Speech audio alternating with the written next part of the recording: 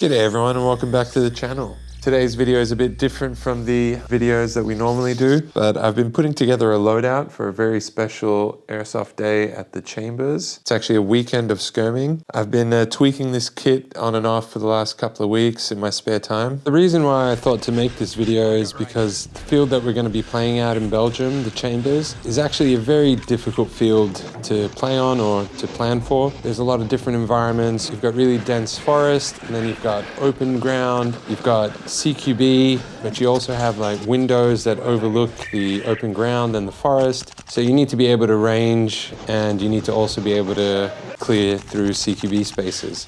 It's a challenging field for sure, and that's why I've been thinking so hard about my loadout. And yeah, I thought I would share with you guys what I came up with. We'll start with the primary weapon. That's a GHK AUG gas blowback. This thing is extremely reliable, very accurate.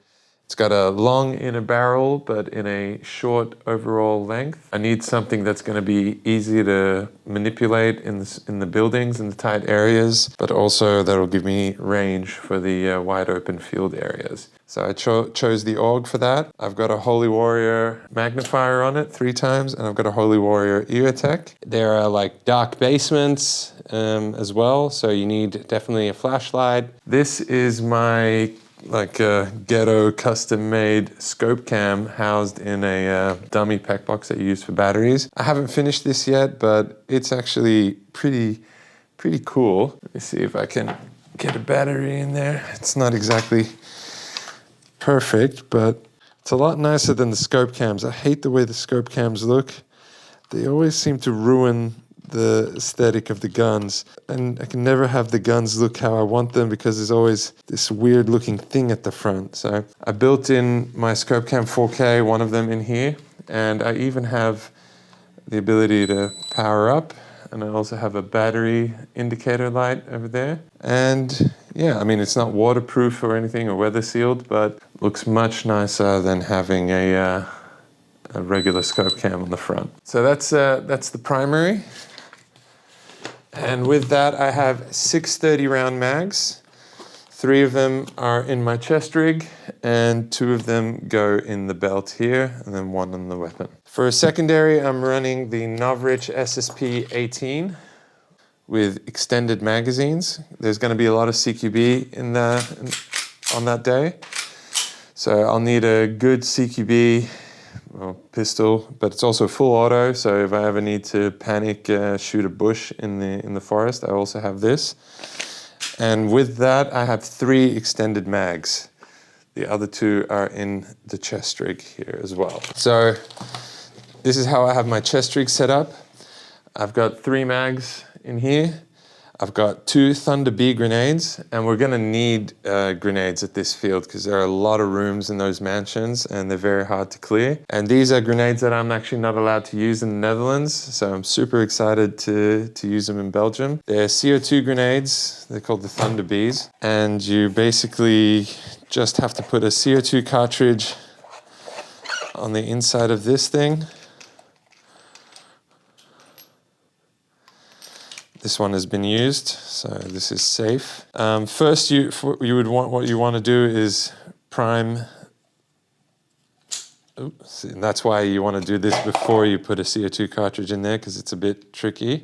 So first you want to use this pin to pull back the hammer.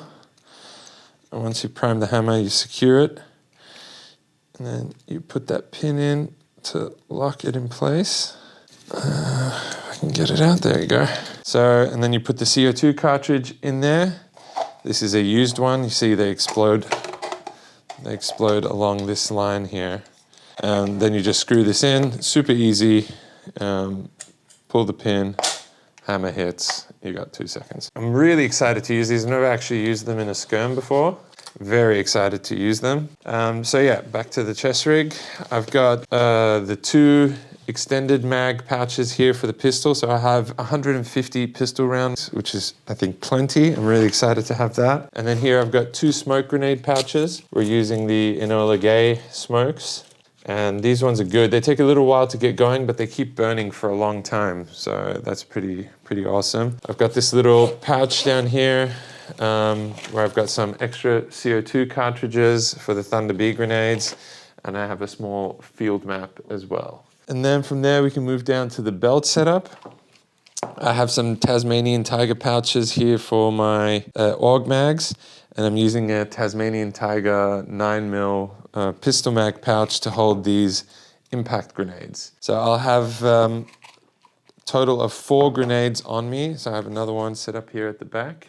And then in these grenade pouches, I have 2 shells for the Thunder Bs. So with 2 shells on the back of my belt and then the 2 CO2 cartridges in the chest rig means that I can easily reload these grenades, and then I'll be moving empty shells and CO2 cartridges from my backpack into these pouches as I use them. So that's basically the belt, and then I've got my Dara Holsters holster for my SSP-18.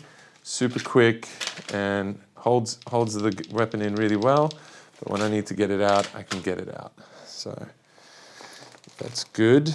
Moving on to the backpack now. I have 2 grenade pouches here. Well, they're actually Tasmanian Tiger pistol mag pouches, but they hold these smoke grenades really well. So this is just to resupply my chest rig when I use the ones that are on my chest rig, and not to have them just mixed about in the main compartment of the backpack.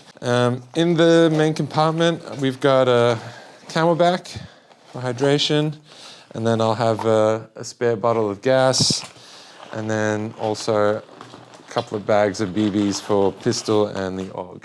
So simple. I like this little Tasmanian Tiger 10 litre. It does the job. It's got everything you need. I've got a shoulder mount for my 360 cam with a power cable running from a power bank in the backpack, and very easy. This is my kind of grenade box at the moment. I've got around 13, 14 smoke grenades for 2 days of skirming. I've also got some extra BB grenades, which I'm gonna give out to the boys that are coming to play with me. We're gonna be a 3-man squad in Belgium. So I'm bringing these for David, who's gonna be our 3rd man. And Opie has his own grenades, but we also recently got these Echo grenades from Stratum. And I've done this to all of my grenades. I like find a little bit of, let's see if I can get this focused, a little bit of rope and gaffer tape it to the grenade so that I don't have to ever worry about losing these pins. So this is also just a sound grenade. It takes these little things at the bottom here, and then it makes a really loud bang when you drop them. And it's got an impact. The cool thing about the Thunder Bs versus these impact grenades is that these don't have to impact to go off. There's a fuse, and that's really cool if you're throwing, for example, on soft terrain like grass, etc., where the impact grenades might not get enough force to explode, or if you just want to slide a grenade into a room and not have to like slam it onto the ground for it to go off. These are really good because the fuse just handles it. And I've done also the same thing where I've like added a kind of lanyard so that I don't have to worry about losing or, keeping track of these pins. And I've got a whole bunch of shells, I think around 20 shells in total to use in those 2 days. So I'm pretty loaded up with the grenades, smoke grenades and bang grenades. And then finally there's just my helmet, which is a pretty cool setup, I think. I've got the TMC drop-in visor, which clips in on the side here. You see, you get these little hooks which you attach to the side of your helmet, and then you can just kind of clip this bad boy in. I like it because it makes the helmet setup really easy to manage. I like that the elastic and that tension is being held up against the actual helmet instead of my face, like with regular goggles. And I also like how it works with my X-Fog ventilation system. If you see here, let me get rid of this for a sec. I've run the X-Fog tubes through the inside of the helmet, and they come out here. And that goes perfectly on the inside of the visor. So ventilation is all taken care of. A bit ghetto over here. I just added some gaffer tape because the tubes were getting bent and kinked. So ventilation, that's the X-Fog. And then I've got a power bank for my GoPro. Then we've got the Battlelink Bluetooth mesh intercom, and that's hooked into the adapter to let it work with the Sordens microphone and speakers. That's super helpful, and yeah, it gives us an edge on the field. And that's basically the whole kit. Like I said, I'm probably going to be tweaking it and fine-tuning it a little bit, but this is basically what I'm going to be running at the Chambers in a couple of weeks, or in just over a week. Super excited for it. I hope we get a really good gameplay that day, that weekend, and I'm looking forward to edit that one for you guys. If you enjoyed this video and you want to see more content like this, make sure you let me know in the comments and by hitting the like. And yeah, hope to see you guys soon.